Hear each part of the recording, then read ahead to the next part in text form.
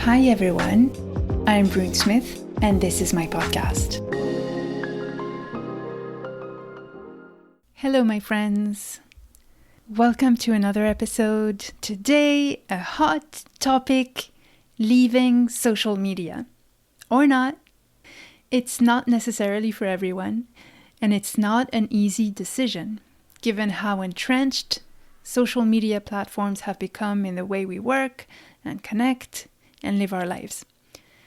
So I'm not going to try and convince you to make a decision that might not be for you at this point in time, but I am going to tell you about my own experience and how leaving social media has changed my life for the better, just in case you've been having this voice at the back of your mind telling you that there just might be another way to live your life. I want to show you what's possible, and I want to join the small but growing chorus of voices who are doing things outside of social media. If you don't have time to listen to the full episode and just want the bullet points, once a week I send out a Substack newsletter with the summary of the 3 episodes of the week, and that's also where you can react to each individual episode. I'm so interested in what you think and in having a conversation, so please subscribe today at brunesmith.substack.com. The link is in the show notes. In this episode, I'm going to tell you 4 different things. Number 1, why I left social media. Number 2, the things I was afraid of missing out on and what I have since replaced them with. Number 3, the many benefits I have found as a result of finally leaving. And number 4, I'll give you additional resources from very successful people who are living their lives and conducting their businesses without social media. Plus, a thing you can do if you're not ready to go cold turkey, but you still want to try something different. All right, so why did I do it?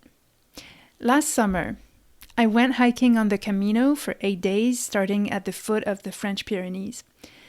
And it was on the 3rd day, while walking alone in the hilly forest in northern Spain, deeply connected to the trees around me and to my own heartbeat and footsteps, that I had this quick conversation with myself. It went something like this.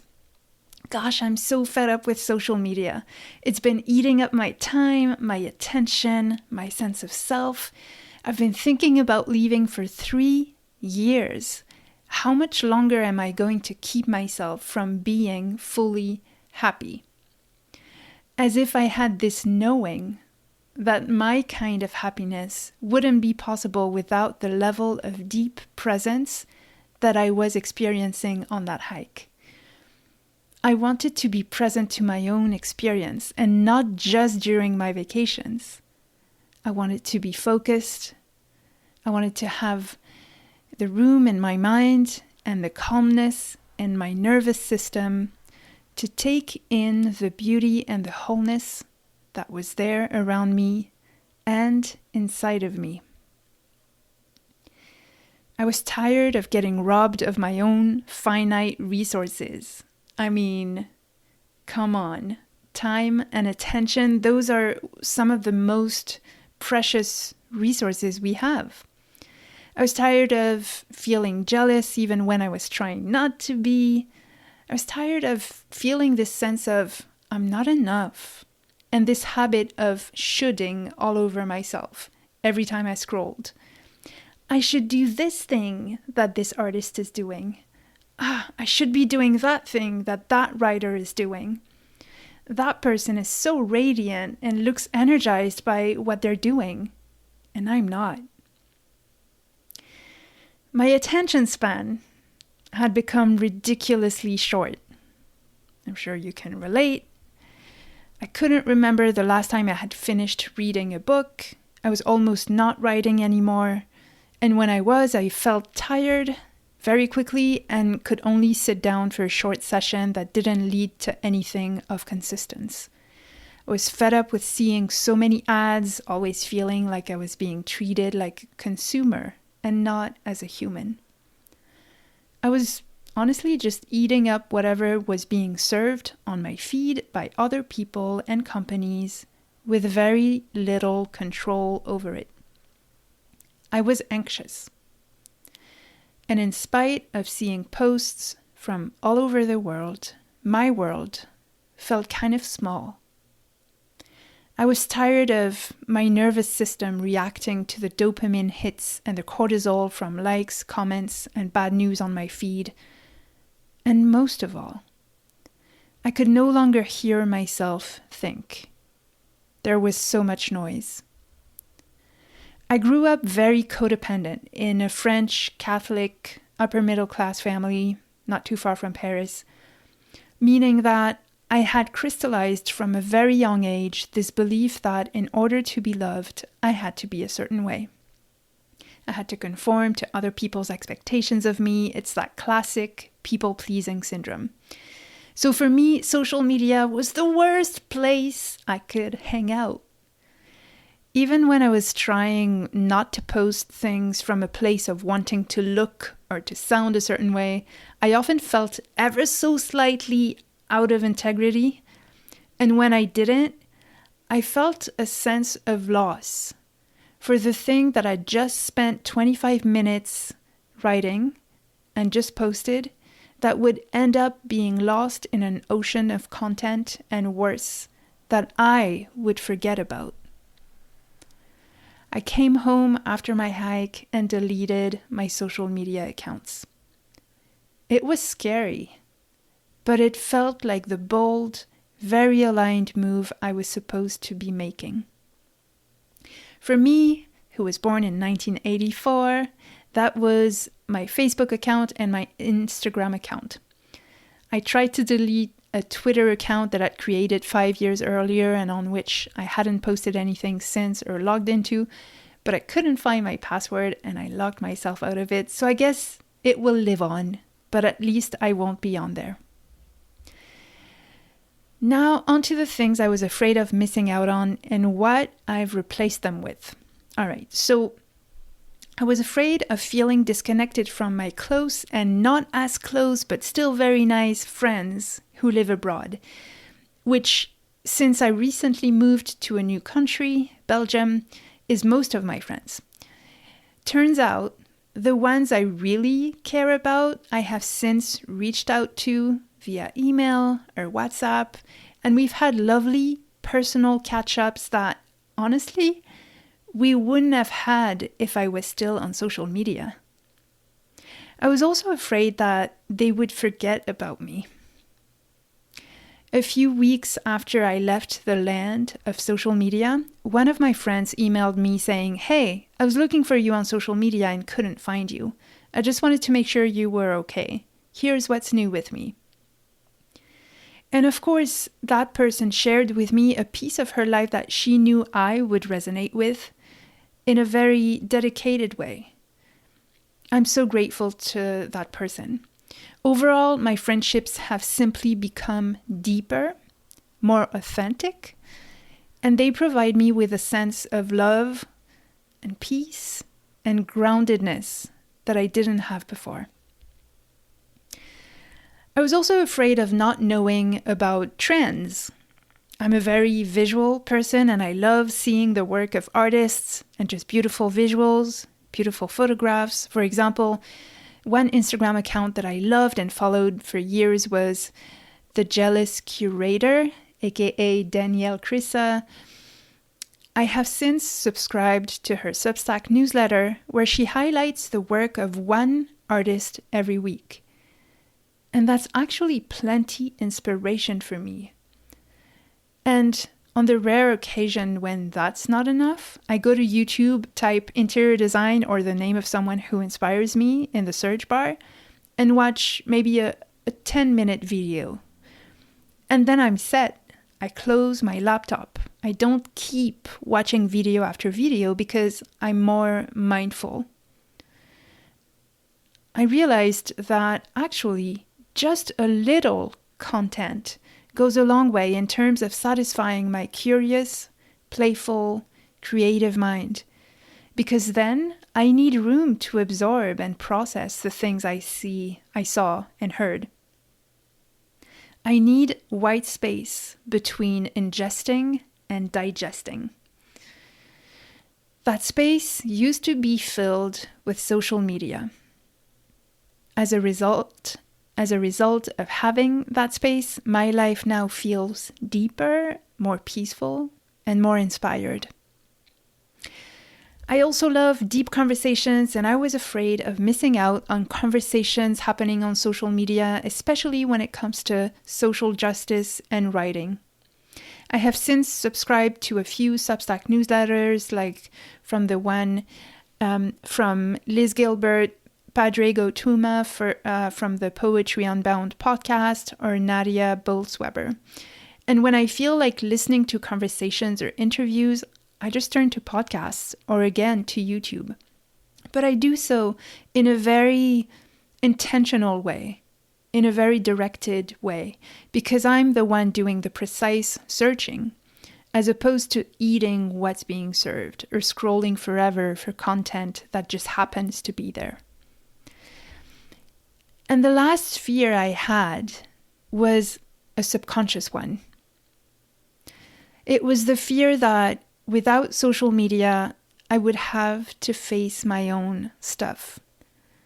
I would have to really feel my feelings instead of numbing them out.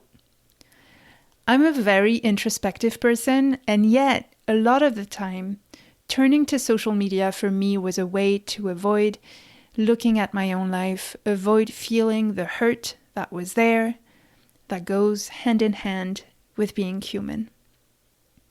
And it was also a way for me to hide in plain sight, to overwhelm myself in order to avoid stepping into what I know I am capable of bringing to the world, because that is one of the most scary things of all. So what are the benefits? I named a few.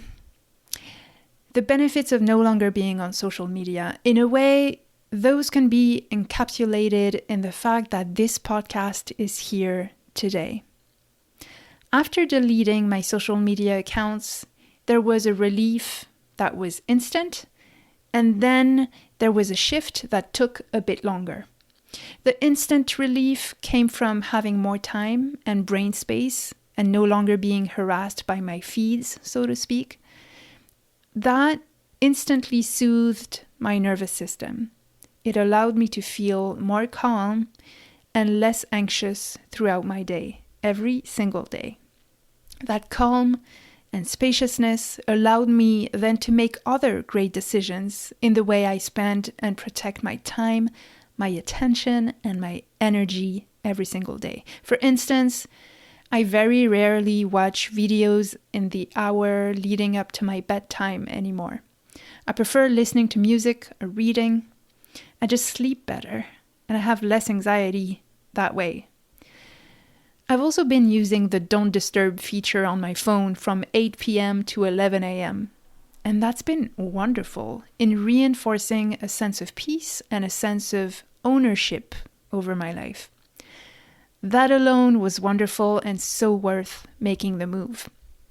What took a bit more time, I would say a few weeks, a couple of months, was regaining my attention span. To be honest, it's probably not back to a pre-social media, pre-pandemic level just yet, but it is incredibly longer than it used to be. I am reading again for extended periods of time. I even finished a book a couple weeks ago, and I rarely function on instant gratification anymore. I am more focused on meaningful interactions, meaningful relationships, and meaningful projects. I am much more conscious of how I spend my time. I have a better sense of self. I have more confidence. And I am more present to my own suffering when those times come. And they always do. If I was still on social media, I wouldn't be here doing this podcast 3 times a week in a way that excites me. I would be too self-conscious to be grounded and to create from within, with integrity, and I would have much less time to prepare the episodes. That would result in low-quality regurgitations of things I see and a constant sense of low-level panic. I am interested in taking the time to explore, in producing quality over clickbait, in putting in the effort, in finding meaning for myself and sharing it in a sustainable way that makes me feel grounded and fully expressed. This is how I knew I wanted to live my life, and now I am. Some additional resources. So if you want to just keep hearing those voices of people who are really successful people who don't have social media and who are thriving, I'm going to mention 3 people. Number 1, Cal Newport, the author of Deep Work, amazing book, and of the upcoming book, Slow Productivity, The Lost Art of Accomplishment Without Burnout. I've been listening to his podcast, Deep Questions, on and off for a couple of years, and that definitely reinforced my decision to leave social media. One of the things he says that has stuck with me is focus on doing great work, let other people talk about it. Number 2, Alexandra Franzen, a best-selling author, award-winning editor, and entrepreneur with a very successful business based in Hawaii. She has a course called the Marketing Without Social Media course, or you can just listen to the many interviews of her on podcasts or on YouTube, which gives you a hint. When you don't have social media, but you want to spread the word about your work, one of the things you can do is leverage other people's audiences. And number 3, Roxane Gay, one of my favorite authors, is thinking of leaving social media because, of course, it's the only thing that makes sense. You can hear her talk about that in her conversation with Glennon Doyle and Abby Wambach on the fantastic We Can Do Hard Things podcast. I'll put the link in the show notes. Now, here's a little experiment for you to try. If you're not ready yet to leave social media, but you want to try something that is not as radical, how about planning a break this year? Plan to leave social media for just 30 days. You don't have to do it right away. You can decide on a date and let your followers and friends know ahead of time. See how it feels. See how your nervous system reacts. See what it makes room for. And see what you do differently when you go back, if you decide to go back. All right, my friends. If you liked this episode, please share it with a friend. Tell me what you think by adding a comment under this episode over at brunsmith.substack.com. The link is in the show notes. Please subscribe if you want a weekly roundup of the episodes. And be well.